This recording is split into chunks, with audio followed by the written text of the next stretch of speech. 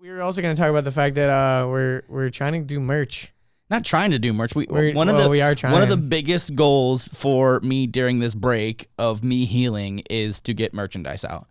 And we're going to start, I think, simple with, just like printed tees and hoodies. And Andrew's already got some cool designs coming up. But we definitely are going to make sure it's quality. Like we're not going to just go to YouTubemerch.com and submit our graphics and make it just say this on a print. Like it's gonna be sick. And we're gonna get different cut shirts that fit well when you're rolling around in a wheelchair, and we're gonna make sure the prints are high enough on the back so they're still be able to be seen above your seat, above your seat back, and we'll put some cool, probably like graphics on maybe on the shoulders or maybe on the chest or maybe across the abdomen. I mean, we don't know. We'll figure it out when we figure it out. Yeah.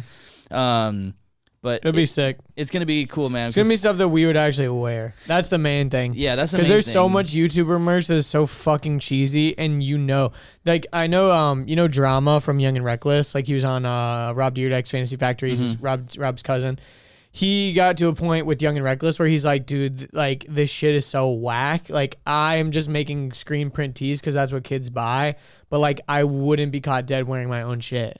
And that was when he like made this whole transition into kind of what they do now. They still have screen print stuff, but he was like more into minimal kind of branding and things like that where, it was actually, he felt like it was cool to wear. Like he would be proud to wear his own stuff. That was where he was like, I went wrong when I was just making shit for people rather than making it for what I would actually want to wear.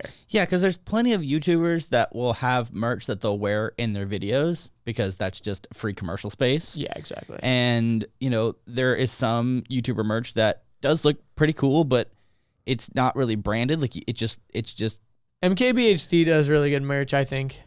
Yeah, I think about also Teddy Fresh. That's not really merch though. That's a fashion line. And that's what I would actually hope this could eventually evolve into is like, yeah, we're starting with merch because that will open up an income stream. That will also allow all you guys that are fans to rock our stuff.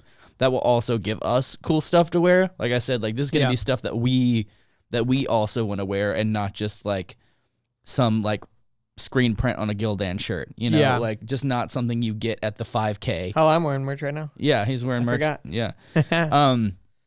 That's what up, Double D? Yeah. And that's cool because it's the thread, Yeah, it's embroidered. It's not just screen printed. That's the word I was looking for. Embroidered. The thread. Yeah. Yeah, I actually distressed this hoodie myself though because I didn't like how it was just like plain. But yeah, like I think like higher quality stuff is like what we're trying to go with it eventually. Hopefully we can find that sweet spot between price and where it all works for the merch company and us, because the other thing is today we're actually meeting with a merch company who you've kind of worked with in the past. Nothing ever like came to fruition necessarily. Actually, you did a photo shoot with them. I've modeled with them before, and they gave me a bunch of their stuff to wear and you've worn their stuff in a lot of the videos. In a lot of the videos, I've worn their stuff before. Yeah, probably the most iconic ones, honestly. Yeah, and like I wear those all the time because they fit nice. Like I like the shirt quality that they choose. I like the designs that they put on them. I like the quality. I wear them all the time, and they age gracefully. Like they don't fall apart. And I really enjoy that because there's nothing more annoying than having a shirt that like you can't wear a lot because it's going to disintegrate.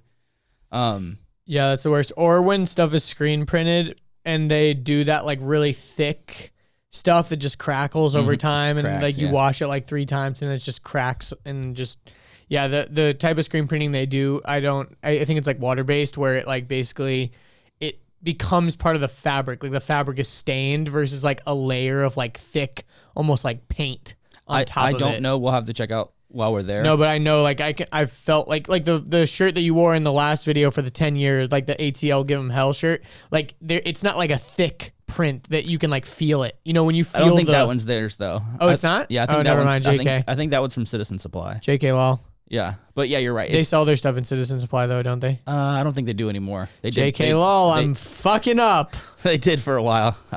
That's where I initially got introduced to them. Yeah, but either way, so yeah, and the guy who started the company is a real cool dude. He started the company out of necessity. Honestly, like he was couldn't afford his type 1 diabetes insulin, so he was like, okay, I got to find a way to make some money. And I think we can hopefully we can work with them. Yeah, we can figure out how to work with them, and I think we can also potentially expand too, because they do other things that are not just shirts and hoodies. Like they've got windbreakers and jackets and rings and packs, and I think there's definitely ways that we can potentially branch out, because the Wheels2Walking aesthetic, the wheelie boy, it's like, what would the wheelie boy wear? What would the wheelie boy have? And I think about all the stuff I have. I'm always rocking like a shirt or a hoodie. You wear shirts? Yeah, I know. Can you believe it? No way. It's kind of crazy. I've never worn a shirt. Huh. I'm just fucking with you. I'm thinking about, like, I always got a bag with me.